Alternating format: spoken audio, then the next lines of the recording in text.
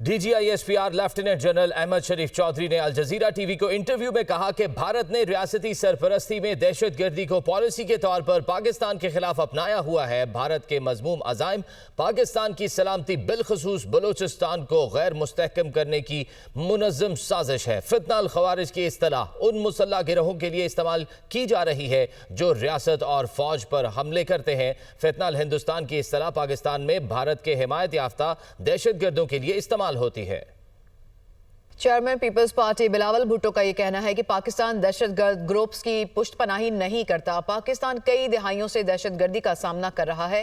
पाकिस्तान सबसे बड़ी रियासती दहशतगर्दी के खिलाफ लड़ रहा है और मुकाबला करता आ रहा है। पाकिस्तानियों ने दहशतगर्दी के खिलाफ जंग में 92,000 जानें कुर्बान की हैं। वज़ीर आज़म शहबाज शरीफ से तुर्क वज़ीर ख़ारजा और वज़ीर दिफ़ा की मुलाकात। नायब वज़ीर आज़म इसहाक डार, फील्ड मार्शल सैयद आसिम मुनीर की शिरकत। मुलाकात में वज़ीर दिफ़ा ख्वाजा आसिफ, मुशीर कौमी सलामती लेफ्टिनेंट जनरल आसिम मलिक की भी शिरकत। वज़ीर आज़म का मुलाकात के दौरान पाकिस्तान और तुर्की के दरमियान बरादराना ताल्लुकात का जिक्र। पाकिस्तान और तुर्की के ताल्लुकात मुश्तरका तारीख, सकाफत और बाहमी एहतराम पर मबनी हैं। वज़ीर आज़म शहबाज शरीफ से तुर्की के वज़ीर ख़ारजा और वज़ीर दिफ़ा की मुलाकात। दो तरफ़ा ताल्लुकात, इलाकाई सूरत हाल और इक़्तिसादी ताउन पर तबादला ख्याल। वज़ीर आज़म ने तुर्क वफ़द का खैर मकदम करते हुए पाकिस्तान और तुर्की के दरमियान दरीना बरादराना ताल्लुकात का जिक्र किया जो मुश्तरका तारीख, सकाफत और बाहमी एहतराम पर मबनी है। वज़ीर आज़म ने तिजारत, सरमायाकारी, टेक्नोलॉजी और दिफा समेत मुख्तलिफ शोबों में तुर्की के साथ ताउन को मज़ीद मुस्तहकम बनाने के गैर मुतज़लज़ल अज़्म का यादा भी किया। उन्होंने तुर्की के सदर रजब तैयब एर्दोगान से मुलाकातों का हवाला देते हुए पाक तुर्की ताल्लुकात को स्ट्रेटेजिक शराकतदारी में तब्दील करने का अज़म दोहराया। पाकिस्तान और तुर्की के वज़ीर ख़ारजा की मुश्तरका सदारत में मुनक़्क़दा कमीशन इजलास का खैर मकदम किया। उम्मीद ज़ाहिर की कि दोनों ममालिक के दरमियान ताउन मज़ीद वसअत इख्तियार करेगा। वज़ीर आज़म ने जोर दिया कि पाकिस्तान और तुर्की तेज़ी से बदलते हुए इलाकाई और आलमी हालात, बिलखुसूस गजा और ईरान की सूरत हाल में करीबी मुशावरत जारी रखें। उन्होंने भारत के साथ हालिया कशीदगी के दौरान पाकिस्तान की हिमायत पर तुर्क क़यादत और अवाम का शुक्रिया भी अदा किया। वज़ीर आज़म ने $5 अरब की बाहमी तिजारत के हदफ को हासिल करने के लिए दोनों ममालिक की संजीदा कोशिशों की ज़रूरत पर जोर दिया और तुर्क सरमायाकारों को पाकिस्तान की सरमायाकार दोस्त पॉलिसियों से फ़ायदा उठाने की दावत दी। कराची डिफेंस फेज 6 से अदाकारा हुमैरा असगर की लाश मिलने का मामला, लाश मुमकिना तौर पर 6 माह से जायद पुरानी लगती है। इसी से मुतालिक मजीद मालूमात हासिल करेंगे। नुमाइंदा दुनिया न्यूज़ बिलाल नसीर ने कराची से हमें ज्वाइन किया। बिलाल, 6 माह का अरसा बहुत ज़्यादा होता है, किसकी जानिब से ये बताया गया और क्या मजीद मालूमात मिल सकी आपको इस मामले पर? जी बिल्कुल, आज जो है मेडिकल टीम और पुलिस की एक टीम जो है हुमैरा असगर के फ्लैट पहुंची थी और तमाम तर चीजों का जायजा लिया। इनके फ्रिज से खाने पीने की जो अशिया हैं, दही, उनको वो 2024 के आखिरी माह में जो है वो एक्सपायर हो चुकी हैं। इसके साथ साथ इनके जो मोबाइल का एनालिसिस किया गया है वो भी आखिरी मैसेजेस जो हैं सितंबर अक्टूबर के मिले हैं। उसके बाद कोई इनका कांटेक्ट इनकी तरफ से किसी से नहीं किया गया। उसके बाद इनका फोन भी बंद रहा है। इसके साथ साथ इनकी बिजली भी काफी अरसे से कटी हुई थी। एसएस साउथ माजूर अली दावा करते हैं कि आखिरी मैसेज भी कोई निजी ऑनलाइन टैक्सी ड्राइवर से बातचीत हुई है जो कि अक्टूबर का है। इसके साथ साथ रेंटल जो मकान फ्लैट के मालिक हैं उनसे भी 2024 के आखिर में ही राब्ता हुआ था, उसके बाद राब्ता नहीं हुआ है। तो पुलिस ने तमाम चीजों से एनालिसिस किया है। ये एनालिसिस के 6 माह पुरानी लाश लगती है और इसका जो मेडिकल रिपोर्ट है, अफसोसनाक ये मामला है। बिलाल नसीर, आपने हमें डिटेल्स दी, आपका बहुत शुक्रिया। कराची के खिलाफ ऑपरेशन में तेजी, खस्ता हाल इमारतें खाली कराने के बाद मुतअद्दिद खानदान बेघर हो गए। इंतजामिया और सिंध हुकूमत मुतासरीन की दाद रसी करने में नाकाम। मुतासरा 5 खानदान छोटे से घर में रहने पर मजबूर। गवर्नर हाउस सिंध में लियारी मुतासरीन सेल कायम, मुतासरा खानदान से ताउन और उनके मसाइल हल करेगा। गवर्नर सिंध की हिदायत पर मुतासरीन में राशन बैग्स और खाना तकसीम। कैंटोनमेंट बोर्ड क्लिफ्टन का भी मखदूश इमारतों का सर्वे। 125 खतरनाक इमारतों की निशानदही कर ली गई। दिल्ली कॉलोनी में 51, मदनी आबाद में 16, पंजाब कॉलोनी में 14 इमारतें मखदूश करार दी गई। फैसलाबाद से खबर दें आपको, जहां national cyber crime investigation agency की कार्रवाई ऑनलाइन फ्रॉड करने वाले मुल्की और गैर मुल्की 149 मुलजिमान का 5 रोज़ा जिस्मानी रिमांड मंजूर कर लिया गया। मुलजिमान को स्पेशल मैजिस्ट्रेट मालिक इशफाक की अदालत में पेश किया गया था। मुलजिमान को जिस्मानी रिमांड पर NCCI के हवाले कर दिया गया।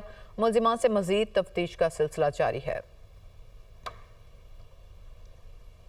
मॉनसून सीजन मुल्क के बेशतर इलाकों में बारिशें। लाहौर में मूसलाधार बारिश। माल रोड, जौहर टाउन, वापडा टाउन, गुलबर्ग, लक्ष्मी चौक, जेल रोड, ताजपुरा और वहदत रोड में बादल जमकर बरसे। लारी अड्डा, लोहार मार्केट में बच्चा बारिश के पानी में नहाते हुए करंट लगने से जान बहक। इस्लामाबाद और रावलपिंडी में भी तेज़ बारिश। इस्लामाबाद में नौजवान मोटरसाइकिल समेत नाले में गिर गया। शेखुपुरा में बारिश के बायस घर की छत गिर गई।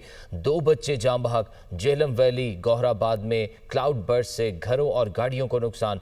सड़क तबाह हो गई। करक और एतराफ में तेज़ बारिश से सड़कें तालाब का मंजर पेश करने लगी। एनडीएमए ने मानसून बारिशों से होने वाले जानी नुकसानात की तफसीलात जारी कर दी हैं। आपको बताएं कि 81 अफराद जाँ बहक हुए, 143 जख्मी हुए। खैबर पख्तूनख्वा में 30 अफराद जाँ बहक हुए, 30 जख्मी हुए। पंजाब में 24 अफराद जाँ बहक और 72 जख्मी हुए। सिंध में 16, बलूचिस्तान में 11 अफराद जान की बाजी हार गए।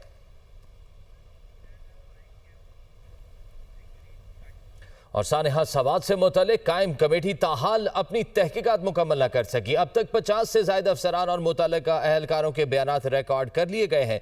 वाक़े का जिम्मेदार किसको ठहराया जाए, कमेटी के लिए फैसला मुश्किल हो गया। सवात वाक़े में रेस्क्यू, आबपाशी, रिलीफ, PDMA, TMA समेत मुतअद्दिद महकमे शामिल। किस महकमे ने कहाँ गफलत बरती, तयन किया जा रहा है। मुतअद्दिद मसाइल के बाइस भी ताहाल इंक्वायरी मुकम्मल ना हो सकी।